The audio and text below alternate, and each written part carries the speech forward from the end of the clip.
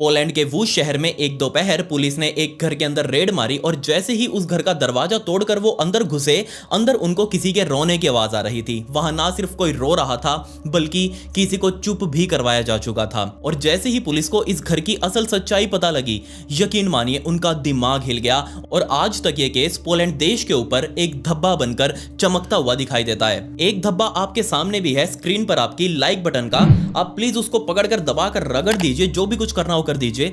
सिर्फ वो वहां से हटेगा तो नहीं, जो भी है, लेकिन उसका रंग चेंज हो जाएगा, करके देखिएगा। साथ ही सब्सक्राइब भी कर दें और कमेंट्स में पिक में जरूर लिख दें ताकि आने वाली वीडियो में मैं आपको शाउट आउट दे दूं।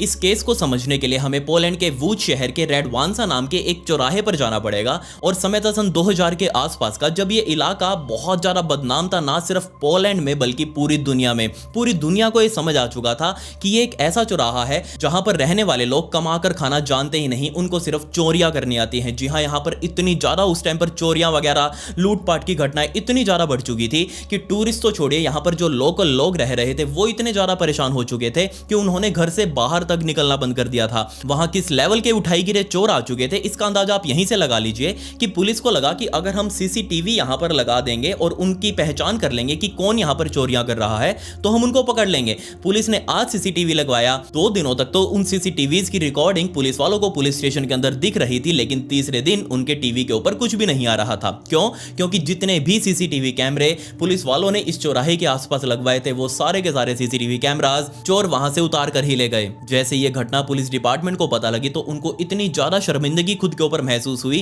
कि यहाँ के लोकल पुलिस के हेड ने अपनी पोजीशन से ही इस्तीफा दे दिया कि नहीं, मेरे बस की बात नहीं है, मैं यहाँ पर इस सिचुएशन को नहीं संभाल पा रहा हूँ, मुझे छुट्टी दे दो, मुझे घर जाने दो। उसने इस्तीफा दिया, वो अपने घर जा चुका था और सोचकर देखिए ये सिचुएशन इतनी ज्यादा आउट ऑफ कंट्रोल हो चुकी थी कि आने वाले कई सालों तक वो पुलिस ऑफिसर की पोजीशन खाली पड़ी रही। किसी के अंदर भी हिम्मत नहीं थी कि वो उस पोस्ट के ऊपर आकर बैठे और यहां पर कुछ कंट्रोल करे। यहां पर कुछ भी नहीं बदला जा रहा था, जैसा पहले चलते आया था वैसा ही अब भी चल रहा था। और इसी रेडवांसा चौराहे की सड़कों पर बने हुए काफी सारे फ्लैट जिनके अंदर आम लोकल लोग रह रहे थे और एक्चुअल में तो यही लोग थे जो सारी चोरियां वगैरह कर रहे थे, लेकिन कोई भी सामने नहीं आ रहा था प्रॉपर तरीके से कि आखिर कौन कांड बैठा रहा है। खैर, रेडवांसा चौराहे की इन्हीं सड़कों पर बने हुए फ्लैट्स में से 47वें नंबर की बिल्डिंग में बने हुए एक बीच वाले फ्लैट के अंदर एन फैमिली रहा करती थी। अब आप कहेंगे एन फैमिली क्या है? तो एक्चुअल में जो भी ये परिवार रह रहा था यहाँ पर, उनकी उस टाइम पर पहचान सामने नहीं लाई गई थी। उनकी असली पहचान वहां की पुलिस द्वारा अभी रिसेंट में ही पब्लिक की गई थी। तो उस टाइम पर उस परिवार को एन फैमिली के नाम से जाना जा रहा था, सभी उनको एन फैमिली के नाम से जानते। और इसी एन फैमिली के अंदर माता पिता क्रिस्टोफ और येडविगा, इनके 3 बच्चे, मोनिका नाम की एक बड़ी लड़की और उसी के 2 छोटे भाई कामिल और एडम। तो ये 5 लोग इसी फ्लैट के अंदर आराम से अपनी जिंदगी गुजर बसर कर रहे थे। लेकिन यहां पर दिक्कत ये थी कि आस पड़ोस में जितने भी लोग रह रहे थे उनको पता ही नहीं था कि आखिर इस घर के अंदर कितने लोग हैं और कैसे रह रहे हैं। क्यों? क्योंकि इस परिवार का अपने आस पड़ोसियों से 1% भी कांटेक्ट नहीं था। ना वो किसी से हाय हेलो करते, ना ही किसी को गिफ्ट वगैरह देते, ना ही कभी किसी से मिलने जाते। अगर कोई सामने से भी हाय हेलो करते तो भी वो उसका रिप्लाई नहीं देते। ये परिवार किस तरीके से अपने आस पड़ोसियों से कट चुका था, इसका अंदाजा आप यहीं से लगा लीजिए कि इस घर के 3 बच्चे यानी कि मोनिका, कामिल और एडम, इनको घर के बाहर नीचे खेलने की भी इजाजत नहीं थी। ये सिर्फ अपनी घर की बालकनी में आते, वहीं पर अपना जो भी खेल कूद का सामान था इन्होंने वहीं पर रखा हुआ था, उसी के साथ खेलते। बाहर नीचे एक बच्चों को खेलते हुए देखकर उनको जस्ट खुश हो जाते। लेकिन इन तीनों में से किसी की भी हिम्मत नहीं थी कि ये नीचे आकर और बच्चों के साथ खेल सके। और बच्चे इनको देखते, इनको बुलाते भी कि आओ हमारे साथ खेलो, लेकिन इनके माता पिता यानी कि क्रिस्टोफ और याडविगा ने साफ मना किया हुआ था कि तुमको किसी और के साथ नहीं खेलना, नीचे नहीं जाना। लेकिन अब आपको भी पता है कि पड़ोसी किसी सीसीटीवी कैमरे से कम नहीं होते। इनके घर के अंदर चाहे कुछ भी हो रहा हो, बट इनको बराबर वाले घर के अंदर क्या हो रहा है ये सब कुछ पता होगा और उसके बारे में जज करने से भी ये पीछे नहीं हटेंगे। और यहाँ भी बिल्कुल ऐसा ही हो रहा था। एन फैमिली का जो घर था उसके साथ लगते काफी सारे और भी फ्लैट्स मौजूद थे और उन फ्लैटों के अंदर जितने भी लोग रह रहे थे उन सबको पता था कि आखिर इस घर के अंदर क्या चल रहा है। चाहे ये घर वाले यानी कि एन फैमिली उनको कुछ भी ना बताए, बट इनके घर के अंदर क्या चल रहा होता है इनकी आवाजें साफ उनको सब कुछ सुनाई दे रही थी। पतली पतली तो दीवारें थी और साथ में कोई रह रहा है तो ऑब्वियस सी बात है आपके बराबर वाले कमरे में क्या हो रहा है ये तो आपको पता ही होगा। साथ ही उनको ये भी पता लग चुका था कि ये जो क्रिस्टोफ है यही एक्चुअल में एक बहुत बड़ा चोर है, इस चौराहे का सबसे बदनाम चोर इसी को कहा जाता है। और ना सिर्फ इसका बड़ी बड़ी चोरियों के अंदर हाथ था बल्कि एक्चुअल में क्रिस्टोफ को बहुत गंदी लत लग चुकी थी नशे पतों की, दारू वगैरह पीने की। वो डेली रात को दारू वगैरह पीकर घर पर आता, नशे पते फूंक कर घर आता और आते ही ना सिर्फ अपनी पत्नी के साथ बल्कि अपने बच्चों के साथ भी बहुत बेदर्दी से मार पिटाई करता। उसके हाथ में जो भी हथियार आता वो उसी से अपने परिवार वालों को पीट रहा था। उसकी पत्नी, उसकी बेटी मोनिका और उसका एक छोटा बेटा एडम, उनके साथ तो फिर भी ठीक था, उनके साथ एक अलग दुश्मनी उसकी चल रही थी, उनको भी मार पिटाई करता। बेशक ये भी बहुत बड़ा जुर्म है, कभी ऐसे डोमेस्टिक वायलेंस नहीं करना चाहिए, लेकिन ठीक है उनके साथ उसकी एक अलग दुश्मनी थी। लेकिन अपने घर के सबसे छोटे बेटे कामिल के साथ उसकी एक अलग ही दुश्मनी चल रही थी। और किस बात पर? सिर्फ और सिर्फ पॉटी करने पर, सिर्फ और सिर्फ फ्रेश होने पर। एक्चुअल में यहाँ क्रिस्टोफ अपने बच्चों को सिखा रहा था कि पॉटी वगैरह कैसे जाते हैं, बाथरूम कैसे यूज करते हैं। अब छोटे बच्चे हैं वो तो बिस्तर वगैरह भी गीला करेंगे, पैंट वगैरह में भी सब कुछ वहीं हगेंगे, उनको हम कुछ क्या ही बोल सकते हैं, सभी अपने बच्चों का ख्याल रखते हैं। लेकिन यहाँ पर क्रिस्टोफ ने अपने बच्चों को एक अलग तरीके से ये पॉटी वगैरह करना सिखाया। उसने 1-2 साल के बच्चों को ही पीटना शुरू कर दिया सिर्फ इसलिए ताकि वो पोटी वाली जगह पर जाकर करे, बाथरूम का इस्तेमाल करे। और ये बात मोनिका और एडम तो बहुत जल्दी सीख चुके थे, 1-2 बार की पिटाई में ही उनको समझ आ चुका था कि आखिर बाथरूम वगैरह किस तरीके से इस्तेमाल करते हैं। लेकिन बेचारा कामिल वो क्या ही करे, बिल्कुल छोटा सा बच्चा गोदी में खिलाने वाला, उसको क्या ही समझ आएगा कि बाथरूम वगैरह किस तरीके से इस्तेमाल करते हैं। और यहां पर दूसरी सबसे बड़ी दिक्कत कामिल के साथ ये थी कि एक किडनी डॉक्टर ने उसकी खत्म घोषित कर दी थी, एक किडनी उसकी काम ही नहीं कर रही थी। अब आप सोच कर देखिए, एक छोटा सा बच्चा, उसकी सिर्फ एक किडनी ही काम कर रही है और उसी किडनी के ऊपर वो अपना पूरा शरीर लेकर चल रहा है। अब आपको पता होगा कि जिसकी किडनी खराब होती है उसको बार बार बाथरूम का इस्तेमाल करना पड़ता है। लेकिन यहां बेचारा कामिल रात को उठकर अपनी मां से भी नहीं कह सकता, छोटा सा बच्चा, उसको बोलना भी नहीं आता। अब आप सोच कर देखिए, क्रिस्टोफ जिसको पता है कि डॉक्टर ने कामिल की एक किडनी खत्म घोषित कर रखी है, फिर भी वो उसके ऊपर दबाव बनाता कि तुम सीधा जाकर बाथरूम में जाकर जो भी कुछ करना हो वहीं करो, अगर नहीं करोगे तो तुम्हारी बहुत गंदे तरीके से पिटाई की जाएगी। और ना सिर्फ वो धमकाता बल्कि ये एक्चुअल में वो उसके साथ कर रहा था। लेकिन तब टाइम आ चुका था 1999 के आसपास का, और तब क्रिस्टोफ को वहां की पुलिस द्वारा गिरफ्तार किया गया क्योंकि उसको एक चोरी के अंदर रंगे हाथ वहीं के लोकल लोगों ने पकड़ लिया था। उसको पकड़कर पुलिस वालों के हवाले किया, पुलिस वाले उसे जेल में लेकर गए और उसे जेल में डाल दिया, जिसके बाद उसके घर की भी तलाशी ली गई ताकि चोरी किया गया और सामान बरामद किया जा सके। और जब उसके घर की तलाशी ली जा रही थी तब वहां पर उसका पूरा परिवार मिला, यानी कि याडविगा और तीनों बच्चे। और जैसे ही इन चारों लोगों ने पुलिस वालों को अपने पास आते देखा तो ये बहुत ज्यादा खुश हुए। इन्होंने पुलिस वालों को सब कुछ बता दिया कि एक्चुअल में क्रिस्टोफ उनके साथ क्या क्या करता है। पुलिस वालों ने सबसे पहले तो तीनों बच्चों को वहां से निकालकर एक अनाथालय के अंदर शिफ्ट किया ताकि उनकी एक अच्छी से केयर की जा सके। इसके अलावा याडविगा को भी वो घर छोड़ने के लिए निर्देश दिए गए। और जब तकरीबन 8 महीने की जेल काटने के बाद क्रिस्टोफ जेल से बाहर आया, वहां से निकलकर सीधा अपने घर गया, वहां उसे ताला लटका हुआ दिखा तो वो बहुत ज्यादा परेशान हो चुका था कि उसका पूरा परिवार कहां पर है। उसने याडविगा को ढूंढना शुरू किया, याडविगा उसे मिली। याडविगा ने बताया कि एक्चुअल में तीनों बच्चों को पुलिस वालों ने अपनी हिरासत में ले रखा है, मतलब कि एक अनाथालय में शिफ्ट कर दिया है, क्योंकि उनको पता लग चुका था कि हम अपने बच्चों को किस हालातों में रख रहे हैं। जैसे ये चीज क्रिस्टोफ को पता लगी तो वो बहुत ज्यादा गुस्से में आ चुका था, उसको समझ नहीं आ रहा था कि आखिर वो क्या करे। वो सीधा पुलिस स्टेशन में गया, पुलिस वालों से बात करी, लेकिन पुलिस वालों ने साफ मना कर दिया कि नहीं, तुम अपने बच्चों का ध्यान सही से नहीं रख रहे हो और हम तुमको उनकी कस्टडी नहीं देंगे। और दूसरी बड़ी बात, तुम याडविगा के साथ शादीशुदा भी नहीं हो, इसलिए हम तुमको उन बच्चों की कस्टडी नहीं दे सकते। जेल से बाहर निकलकर वापस याडविगा के पास आया, याडविगा से सारी चीजें डिस्कस करी। याडविगा ने ही उसे सलाह दी कि अगर हम शादी कर ले तो हम बच्चों की वापस कस्टडी की डिमांड कर सकते हैं। ये बात डिस्कस करके अगले दिन ही इन दोनों ने, यानी कि क्रिस्टोफ और याडविगा ने शादी कर ली। और उससे अगले दिन जाकर उन्होंने कोर्ट में वापस अपने बच्चों की कस्टडी को क्लेम किया। और कोर्ट को लगा कि ठीक, अब तो ये दोनों शादीशुदा भी हो चुके हैं, 8 महीने की जेल इस क्रिस्टोफ ने भी काट ली है, अब तो ये शायद सुधर ही जाएगा, कोई दिक्कत नहीं है, बच्चों को वापस इनके हवाले कर दो, बच्चों को भी अपने माँ बाप का प्यार मिल जाएगा। वहां से उस अनाथालय से तीनों बच्चों को वापस निकालकर इसी घर के अंदर, इसी फ्लैट के अंदर वापस शिफ्ट कर दिया गया। और यही सबसे बड़ी, या मैं कहूं बहुत ज़्यादा बड़ी गलती थी। लेकिन बच्चों की कस्टडी देने से पहले कोर्ट ने यह भी ऑर्डर सुनाया कि बेशक तुम अपने पास अपने बच्चों को तो रख लो, लेकिन एक police officer time to time तुम्हारे घर आकर ये चेक करेगा कि क्या तुम्हारे बच्चे सेफ है या नहीं, उनको तुम कुछ दिक्कत तो नहीं दे रहे हो। अगर तुमने कुछ भी उनके साथ गलत किया तो हम फिर से तुम्हारे तीनों बच्चों को वहां से निकालकर हम अपने पास उनको रखेंगे और दोबारा तुम अपने बच्चों की कस्टडी को क्लेम भी नहीं कर पाओगे। जैसे ये बात इन याडविगा और क्रिस्टोफ ने सुनी, उन्होंने कहा कोई दिक्कत नहीं है बाबूजी, आप इनको हमारे हवाले करो और आगे हम देख लेंगे, कोई दिक्कत नहीं आने देंगे। आपको कभी भी दोबारा गलती नहीं मिलेगी हमारी। तीनों बच्चे वापस इस घर के अंदर आ चुके थे। याडविगा और क्रिस्टोफ भी अब वापस इसमें शिफ्ट हो चुके थे। सितंबर 1999 में, यानी कि सितंबर 1999 में पुलिस ऑफिसर पहली बार इस घर में चेकिंग के लिए गया कि क्या बच्चे ठीक है नहीं। उसने दरवाजा खटखटाया, याडविगा ने दरवाजा खोला, वो पुलिस ऑफिसर अंदर गया और उसको सबसे पहले अंदर जाते ही एडम यानी कि इस घर का बड़ा लड़का वो मिला और उसके मुंह के ऊपर एक बहुत बड़ा चोट का निशान था। ऐसा लग रहा था जैसे किसी ने इसको बहुत ज्यादा मारा पीटा हो। और जैसे ये चीज एडम के चेहरे पर उस पुलिस ऑफिसर ने देखी तो वो बहुत ज्यादा हैरान कि आखिर इसको क्या हुआ है। वो याडविगा से पूछने लगा कि इसको क्या हुआ है। याडविगा ने बहुत ही चालाकी से पुलिस ऑफिसर के सामने कहानी बनानी शुरू कर दी कि नहीं नहीं जनाब कुछ नहीं हुआ, ये तो एक्चुअल में बच्चे सारा दिन खेलते रहते हैं घर के अंदर और ये जो दरवाजे के ऊपर हमारा डोर नॉब लगा हुआ है ना, ये जो हैंडल है, इससे ये टकरा गया था और सीधा इसके मुंह पर लगा और उसके बाद ये चोट का निशान इसके ऊपर आ गया था। है ना एडम, ऐसा ही तो हुआ था ना तुम्हारे साथ। एडम अब बेचारा क्या करता, उसने भी हाँ में सर हिला दिया। अब जैसे ही एडम ने कहा तो पुलिस ऑफिसर को भी इस स्टोरी के ऊपर विश्वास हो गया। उसने कहा कोई दिक्कत नहीं है बच्चों, आराम से खेला करो। ये कहकर पुलिस ऑफिसर घर से बाहर गया। अब वापस इस घर के अंदर नॉर्मल रूटीन चल रही थी। आने वाले महीनों में फिर से यही पुलिस ऑफिसर बार बार अपने टाइम पर टाइम टू टाइम उसने रूटीन चेकअप इस घर का लिया। लेकिन इन्हीं चेकअप के अंदर उसने एक चीज नोटिस करनी शुरू कर दी कि घर वो जैसे ही जाता है उसको याडविगा मिलती है, क्रिस्टोफ भी मिलता है, मोनिका भी मिलती है, लेकिन उसके दोनों बच्चे, बाकी के जो दोनों लड़के थे वो गायब थे। जैसे ही वो उन दोनों लड़कों के बारे में इस परिवार वालों से पूछता, यानी कि क्रिस्टोफ और याडविगा से पूछता, तो ये दोनों हमेशा यही कहते कि उनके दोनों बच्चे इसकी दादी के घर पर गए हैं, वो शहर से दूर रहती है, उनको इस घर के अंदर थोड़ा सा अच्छा फील नहीं हो रहा था, तो हमने उन दोनों बच्चों को अपनी दादी के घर शिफ्ट कर दिया।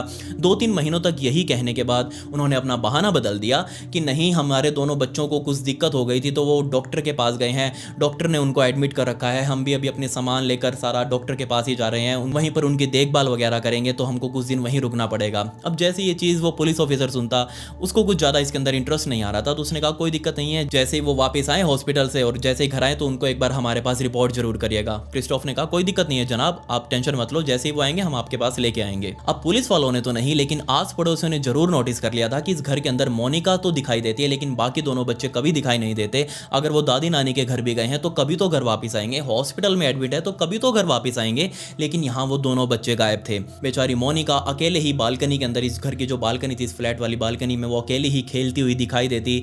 अकेले वो वहां आकर बाहर खड़े हो जाती, नीचे खेलते हुए बच्चों को देखती, अपना टाइम पास करके वापस चली जाती। और अब आप सोच कर देखिए बेचारी मोनिका को ये याडविगा और क्रिस्टोफ दोनों घर के अंदर लॉक करके कई कई दिनों तक बाहर अपना काम धंधे के लिए चले जाते हैं। मुझे नहीं पता वो क्या काम धंधा कर रहे थे, लेकिन यहाँ मोनिका बेचारी अकेली रोती रोती बालकनी में खड़ी रहती है। वो सारा सारा दिन चिल्लाती रहती कि उसे घर से बाहर निकालो, उसे इस घर के अंदर नहीं रहना। अब बेचारे पड़ोसी भी क्या ही कर सकते थे। वो जैसे ही मोनिका बालकनी में बाहर आती, पड़ोसी उसे देखते तो उसको यही कहते कि कोई दिक्कत नहीं है, तुम्हारे मम्मी पापा जल्दी आ जाएंगे, तुम अभी अंदर जाके आराम से बैठो। मोनिका उनको कुछ बता भी नहीं सकती थी कि आखिर उसके साथ क्या दिक्कत है। बिल्कुल ही हद हो चुकी थी, कई हफ्ते हो चुके थे याडविगा और क्रिस्टोफ को अपने घर से गए हुए। बेचारी बच्ची छोटी सी मोनिका वो अपने घर के अंदर अकेली थी, वो बाहर आकर रोती रहती बालकनी में। आने जाने वाले लोगों से यही पूछती कि क्या वो इस बालकनी से नीचे कूदे तो क्या वो मर जाएगी या फिर बचेगी। अब जैसे ये चीज़ पड़ोसी सुनते तो उसको बस यही कहते कि तुम अंदर जाओ आराम से, तुम्हारे माता पिता के आने का वेट करो, वो आएंगे, तुम्हारे साथ जो भी दिक्कत है वो सोल्व करेंगे, हम तो क्या ही कर सकते हैं। ये बात सुनकर मोनिका अंदर चली गई और उसी शाम आस पड़ोसियों को एक शीशा टूटने की आवाज़ सुनी। जैसे ही वो लोग शीशा टूटने की आवाज़ सुन के बाहर आए देखने के लिए कि आखिर बाहर क्या हो रहा है, तभी उन्होंने इस फ्लैट की तरफ देखा। इस फ्लैट की खिड़की टूटी हुई थी और इस खिड़की के अंदर कोई और नहीं बल्कि मोनिका ने अपना पूरा शरीर बाहर की तरफ झुका रखा था।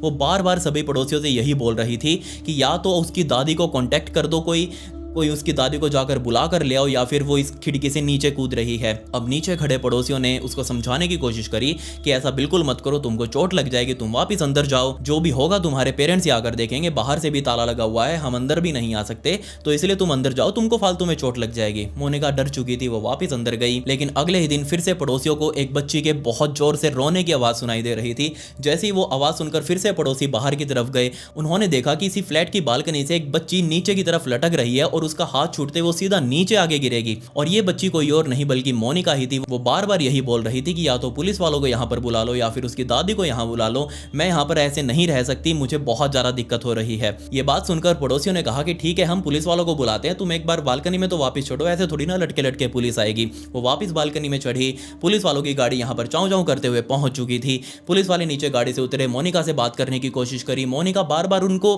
यही बोले जा रही थी कि मुझे अपने घर के अंदर नहीं रहना, मुझे यहाँ से बाहर निकालो। लेकिन अब आप यहाँ पर खुद सोचिए कि यहाँ की पुलिस कितनी बर्बाद हो चुकी थी, कौन सा डीजल उन्होंने सूंघा हुआ था जो इस नशे में ये बोल रहे थे कि तुम अंदर जाओ, तुम्हारे पेरेंट्स ही आकर तुमको देखेंगे, बजाय अंदर जाकर चेकिंग करने के कि आखिर इस बच्चे के साथ क्या दिक्कत है और इसके माता पिता इतने टाइम से है कहां पर। आस पड़ोसियों ने बताया कि कई हफ्ते हो चुके हैं इसके माता पिता यहां पर नहीं आए, इस बच्ची को अंदर लॉक करके जा चुके हैं। लेकिन पुलिस वालों ने कहा कि हम कुछ नहीं कर सकते, घर बाहर से बंद है, हम तोड़कर अंदर नहीं जा सकते। ये बात बोलकर वो वापस अपनी गाड़ी में बैठे, गाड़ी पुलिस वालों की वहां से निकल चुकी थी। मोनिका बेचारी वापस अपनी बालकनी में खड़ी थी, आस पड़ोसी जो थे वो वापस अपने घरों के अंदर जा चुके थे। लेकिन इतने सारे लोगों में से किसी एक ने भी ये सोच की या फिर समझने की कोशिश नहीं करी कि एक छोटी सी बच्ची वो अपने ही घर के अंदर इतनी ज्यादा डरी हुई क्यों है, और दूसरी सबसे बड़ी बात उसके माता पिता है कहां पर। क्यों ये बच्ची बार बार बालकनी से नीचे कूदने की धमकी देती है, क्यों वो शीशा तोड़ती है, क्यों वो खिड़की से नीचे कूदने की कोशिश करती है, किसी ने भी नहीं सोचा। लेकिन जल्दी ही सभी को अब जवाब मिलने वाला था, और जवाब जो निकला वो एक धब्बा बनकर निकला पूरी इंसानियतता के ऊपर। आने वाले टाइम के अंदर वही पुलिस ऑफिसर बार बार इसी घर के ऊपर आता, बाहर ताला लटका हुआ देखता, लेकिन उसको अंदर से आवाज़ आती कि जरूर अंदर कोई है, लेकिन बाहर ताला लगा हुआ देखकर वो वापस अपने पर्चे में यही लिखकर चला जाता कि मैं तो यहाँ पर आया था लेकिन बाहर ताला लगा हुआ था, घर के अंदर कोई नहीं था, तो मैं किसकी चेकिंग करूँ। कई महीनों तक यही चलता रहा, और जब पुलिस वालों को लगा कि नहीं अब तो हद हो चुकी है, क्रिस्टोफ को यह कहा गया था कि हर महीने पुलिस ऑफिसर तुम्हारे घर पर आएगा और तुमको तुम्हारे तीनों बच्चे वहां पुलिस वालों को दिखाने पड़ेंगे कि वो ठीक है या नहीं। लेकिन अब कई महीने बीत चुके थे, अभी तक पुलिस वालों को उन तीनों बच्चों की कोई खबर नहीं मिली थी। जिसके बाद पुलिस वालों ने कहा कि कोई दिक्कत नहीं है, हम यहाँ क्रिस्टोफ के खिलाफ एक वारंट इशू करते हैं और देखते हैं कि आखिर वो है कहां पर। जैसे ही क्रिस्टोफ के खिलाफ एक अरेस्टिंग वारंट जारी किया गया, क्रिस्टोफ को पता नहीं कहां से पता लग चुका था और वो अंडरग्राउंड हो गया। पुलिस वालों को अब काफी दिक्कत होने वाली थी उसको ढूंढने में, और दूसरी सबसे बड़ी दिक्कत ये थी कि इस छोटे से शहर में 2000 से भी ज्यादा लोग ऐसे थे जिनके खिलाफ इस तरीके के अरेस्टिंग वारंट इशू किए जा चुके थे।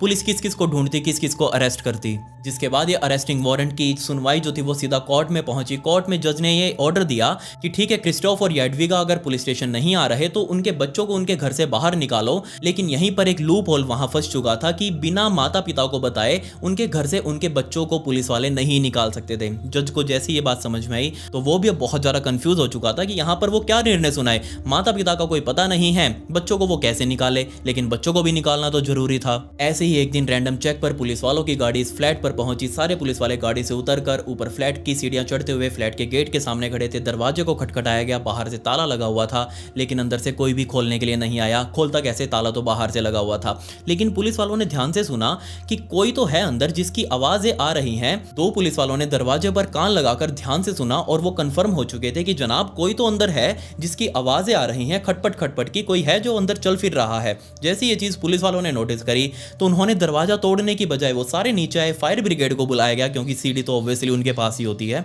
फायर ब्रिगेड की गाड़ी आई, फायर ब्रिगेड वालों ने सीधा सीढ़ी उस बालकनी तक लगाई। दो पुलिस वाले उस बालकनी से होते हुए घर के अंदर पहुंचे और अंदर कोई और नहीं बल्कि याडविगा खुद मौजूद थी। याडविगा पूरे इस फ्लैट के अंदर अकेली थी, बाहर से ताला लगा हुआ था। पुलिस वालों ने जाते उससे पूछा कि तुम यहाँ पर हो, क्रिस्टोफ कहाँ पर है और तीनों बच्चे कहाँ पर है। उसने कुछ नहीं बोला। खैर पुलिस वालों ने कहा कि कोई दिक्कत नहीं है, तुम मत बताओ, हम अपने आप ढूंढ लेंगे। और अब यहाँ पुलिस वालों का सबसे पहला काम था तीनों बच्चों को ढूंढना। उन्होंने घर की तलाशी शुरू करी, इधर उधर जा जाकर देखा, लेकिन उनको कहीं भी तीनों बच्चे दिखाई नहीं दे रहे थे। तभी सभी पुलिस वालों का ध्यान एक कमरे के अंदर कोने में रखी हुई अलमारी में जा रहा था जिसका आधा दरवाजा खुला हुआ था। बार बार पुलिस वाले उसी अलमारी को देख रहे थे क्योंकि याडविगा बार बार उसको देख रही थी। उसको डर था कहीं पुलिस वाले इस अलमारी की तरफ ना चले जाएं। और जैसे ही पुलिस वालों को यह चीज एहसास हुई, पुलिस वाले सीधा उस अलमारी की तरफ गए। उनको लग रहा था कि इस अलमारी के अंदर कोई और नहीं बल्कि क्रिस्टोफ खुद छुपा होगा। लेकिन जैसे ही उन्होंने इस अलमारी का दरवाजा खोला और अंदर से जो निकला, यकीनन इन सभी पुलिस वालों को जो भी इस कमरे में खड़े थे उनको आने वाली जिंदगी भर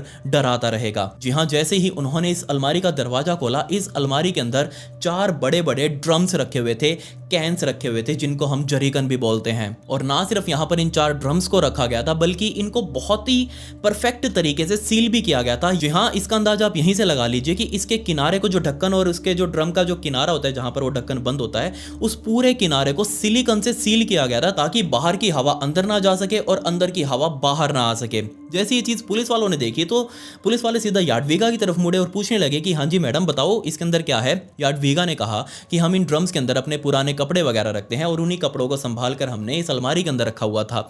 पुलिस वालों ने कहा ठीक है कपड़े तो रखते हो, लेकिन कपड़े क्या वो सोने के बने हुए हैं जो तुम इसको इतनी संभाल के रख रहे हो, वो एक ड्रम के अंदर, वो भी इतने बहुत ही परफेक्ट तरीके से पैक करके, इसका क्या मतलब है? जिस टाइम पर ये पूरी रेड चल रही थी उस टाइम पर याडविगा तकरीबन 6 महीनों की प्रेग्नेंट थी और वो बार बार यही बोल रही थी कि मैंने इन ड्रम्स के अंदर अपने बच्चों के छोटे छोटे कपड़े रखे हुए हैं और अभी मैं प्रेग्नेंट हूँ और जल्दी मेरा नया बच्चा जो पैदा होगा उसके लिए कपड़े काम आएंगे, आप प्लीज इसको छोड़ दीजिए। लेकिन पुलिस वालों को सिर्फ ये शक हो रहा था कि कपड़े कोई भी रखता है अलमारी के अंदर रखता है, इस तरीके से ड्रम के अंदर सील करके तो कोई नहीं रखता। उनको शक हो चुका था। उन्होंने एक ड्रम को खोलने की सोची और जैसे ही उसका वो सिलिकॉन वाला जो वो लगा हुआ था उसको उखाड़ा गया और बाद में ढक्कन खोलकर अंदर झांका गया, तो जैसे वो ढक्कन खुला उसके अंदर से बहुत तेज बदबू पुलिस वालों के चेहरे के ऊपर आकर लगी। सभी पुलिस वालों ने अपने नाकों को पकड़ा और ड्रम के अंदर झांक कर देखने लगे। उस ड्रम के अंदर ऊपर काफी सारे कपड़े मौजूद थे। सभी कपड़ों को एक एक करके बाहर निकाला गया और इन्हीं कपड़ों के नीचे एक बच्चे की लाश मौजूद थी। बहुत ही छोटा सा बच्चा, नवजात बच्चा, एक लड़का। जैसे ये चीज़ पुलिस वालों ने देखी उनको विश्वास नहीं हुआ कि ड्रम के अंदर तो लाश है। अभी एक ड्रम खुला है, 3 और खुलने बाकी थे। एक एक करके सभी ड्रम्स को खोला गया और इन ड्रम्स के अंदर कुछ और नहीं बल्कि 5 और 4 साल के एडम और कामिल की लाशें थी और इसके अलावा 2 नवजात बच्चों की लाशें, यानी कि टोटल 4 लाशें पुलिस वालों को इन 4 ड्रम से मिली। जैसे ये चीज़ पुलिस वालों ने देखी उनको समझ नहीं आ रहा था कि आखिर वो अपनी आंखों के सामने अभी क्या देख रहे हैं। नवजात बच्चों की और साथ ही 5-5 साल के 2 लड़कों की लाश इस तरीके से जरीकन के अंदर बंद करके ऊपर से सील करके अलमारी में रखी गई थी। उसी मौके पर याडविगा को पुलिस ने हिरासत में लिया और उससे पूछने लगे कि आखिर क्रिस्टोफ कहाँ पर है। याडविगा ने देरी ना करते हुए बता दिया कि वो पास ही के पार्क में मोनिका को घुमाने के लिए लेके गया हुआ है। पुलिस सीधा उस पार्क में पहुंची। घूमते हुए इस क्रिस्टोफ को मोनिका के साथ हिरासत में लिया गया। मोनिका को उसे अलग करके एक अलग शेल्टर होम में भिजवाया गया और अब इन दोनों से यानी कि याडविगा और क्रिस्टोफ से पूछताछ की जानी थी कि हाँ भाई, जो तुम्हारे घर के अंदर इन 4 ड्रम्स के अंदर जो ये अमानत मिली है ये सब क्या है, इसका पूरा सच बताओ। और यकीन मानिए इसके बाद से ही बहुत ही भयंकर डिटेल्स निकलकर सामने आई। यहाँ पर सबसे पहले याडविगा से पूछा गया कि 4 बच्चे तुम्हारे इस तरीके से कैसे मारे गए, क्या तुमने उनको मारा या फिर क्या हुआ उनके साथ। याडविगा ने बताया कि हाल ही में जो मेरे 2 और बच्चे पैदा हुए थे, उन तीनों बच्चों के बाद भी मेरे 2 और बच्चे पैदा हुए थे। हम उन दोनों बच्चों को नहीं पालना चाह रहे थे, बजाय किसी को गोद में देने के हमने उनको मारने का सोचा और उनको मारकर बजाय कहीं ठिकाने लगाने के हमने उनको जरीकन में बंद किया, ऊपर उनके कपड़े रखे और बस उनको सील करके हमने एक एक जरीकन भरना शुरू कर दिया। ये सारा कांड तकरीबन 4 से 5 सालों पहले से चल रहा था। सबसे पहले इस घर के बड़े लड़के यानी कि एडम की लाश को इस जरीकन के अंदर ठिकाने लगाया गया था और जैसे ही एडम की मौत के बारे में कामिल को पता लगा, अब कामिल बेचारा पहले ही किडनी से पीड़ित था, उसके अंदर इतनी सहन शक्ति नहीं थी, तो जैसे ही अपने भाई की मौत के बारे में उसे समझ आई तो वो बहुत ज्यादा परेशान रहने लगा। उसकी परेशानी से बाहर निकालने के लिए याडविगा ने उसे कुछ गोलियां खाने के लिए दी। रात के टाइम पर वो गोलियां दी थी तकरीबन 4-4.5 सालों पहले, लेकिन सुबह होते होते उन गोलियों की वजह से रिएक्शन उसके शरीर में फैल चुका था। कामिल और ज्यादा बीमार पड़ चुका था। अब आप यहाँ खुद सोच कर देखिए, अपने बीमार बच्चे को कहीं डॉक्टर के पास ले जाने की बजाय उसका इलाज करने के उसने क्रिस्टोफ को बताया। अब आप सोच कर देखिए, क्रिस्टोफ पहले ही कामिल से बहुत ज्यादा दुश्मनी खाकर बैठा हुआ था उसकी पोटी वगैरह की वजह से। और यहाँ जैसे ही क्रिस्टोफ ने कामिल को देखा, उसने जस्ट कामिल को उठाया, सीधा बाथरूम में लेकर गया। बाथरूम में जो उनका वो टब बना हुआ था नहाने के लिए, उसको पानी से भरा। और जब यहाँ क्रिस्टोफ उस टब के अंदर पानी भर रहा था, उसको लग रहा था कि उसका बेटा अभी तक मर चुका है क्योंकि वो खड़े खड़े ही नीचे गिर चुका था। लेकिन अब आप सोच कर देखिए, उसने अपने बेटे के चेहरे को तब तक उस टब के अंदर डुबा कर रखा जब तक वो प्रॉपर पूरी तरीके से मर नहीं गया। वो जस्ट कंफर्म करना चाह रहा था ये पानी भर के कि क्या सच में उसका बेटा मर चुका है या नहीं। अपने 2 बेटों की लाशों को बैरल में भरने के बाद, ठिकाने लगाने के बाद, उसके बाद भी याडविगा 2 बार और प्रेग्नेंट हुई और जैसे ही 2 बार और बच्चे पैदा हुए, एक लड़का एक लड़की, उनको पैदा होते ही मारकर इसी तरीके से जरीकन के अंदर डालकर, ऊपर कपड़े डालकर, बाहर सिलिकन से पैक कर दिया गया। और अब आप सोच कर देखिए, ये चारों जरीकन पहले बालकनी के अंदर रखे हुए थे और याडविगा और क्रिस्टोफ को ऐसा लग रहा था कि अभी भी इनके अंदर से स्मेल आ सकती है, इसलिए हम इसको बालकनी में ही रख देते हैं, जो भी स्मेल होगी ऊपर हवा में चली जाएगी, एटलीस्ट घर के अंदर स्मेल नहीं होगी। जब उनको एहसास हुआ कि नहीं, इसके अंदर तो स्मेल नहीं आ रही, उन्होंने प्रॉपर अच्छे तरीके से इसको सील किया है। उसके बाद ही उन्होंने उन चारों ड्रम्स को बाहर बालकनी से उठाकर अंदर इस अलमारी में रखा और प्रॉपर उस अलमारी को बंद कर दिया। और तब क्या होगा जब मैं आपको कहूं कि ये सारा कुछ सीन बेचारी छोटी सी बच्ची मोनिका की आंखों के सामने किया गया था। उसको सब पता था कि आखिर उसके माता पिता कर क्या रहे हैं। अब क्योंकि ये याडविगा और क्रिस्टोफ आस पड़ोसी से तो मिलते नहीं थे, ना ही उनको कुछ बताते थे, अपनी जिंदगी के बारे में उनको कोई मतलब नहीं था, इसलिए आस पड़ोसियों को कभी पता ही नहीं चला कि याडविगा कभी प्रेग्नेंट है भी या नहीं। इसके अलावा याडविगा के सभी बच्चों की डिलीवरी घर पर ही की गई थी, वो भी क्रिस्टोफ के द्वारा। ये खुद डॉक्टर बनकर बैठा हुआ था, ये सवा IQ वाला चटपटा सा। खैर जो भी था, अब तीसरी बार फिर से एक और नवजात बच्चा आने वाला था, लेकिन उससे पहले ही पुलिस वालों ने इन दोनों को अपनी हिरासत में ले लिया। मोनिका से जब पुलिस वालों ने पूछताछ करी तो उसने सब कुछ रोते रोते बताया कि कैसे उसके सामने ही उसके चारों भाई बहनों का मर्डर उसके ही माता पिता ने किया।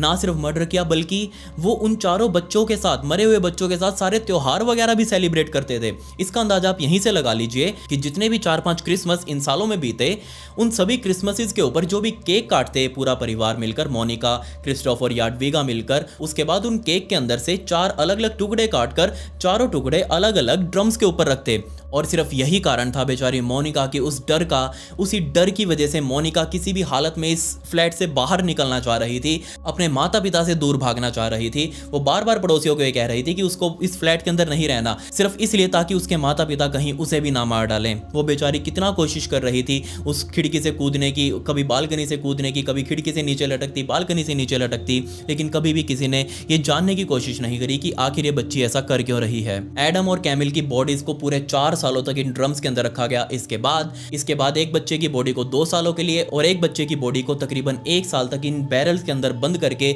अलमारी के अंदर रखा गया। याडविगा और क्रिस्टोफ दोनों को कोर्ट में पेश किया गया। कोर्ट ने इन दोनों को ही लाइफ इम्प्रिजनमेंट यानी कि उम्र कैद की सजा सुनाई। वैसे तो ये बहुत कम थी, ऑब्वियसली इनको मौत की सजा देनी चाहिए थी, लेकिन खैर बाद में याडविगा ने जेल के अंदर ही एक और छोटी सी बच्ची को जन्म दिया और इस छोटी सी बच्ची के साथ मोनिका को भी एक इटालियन परिवार ने, बहुत अच्छे परिवार ने गोद ले लिया और ये छोटी बच्ची और मोनिका दोनों इटली शिफ्ट हो गए। याडविगा की सज़ा को कम करके सिर्फ 25 साल तक रखा गया और जल्दी ही याडविगा उस जेल से बाहर भी आने वाली है। उसको 25 साल पूरे होने वाले हैं, 1-2 सालों में पूरे हो जाएंगे। आज भी वो पोलैंड के उसी जेल के अंदर बंद है और अपनी सज़ा पूरी होने का इंतजार कर रही है।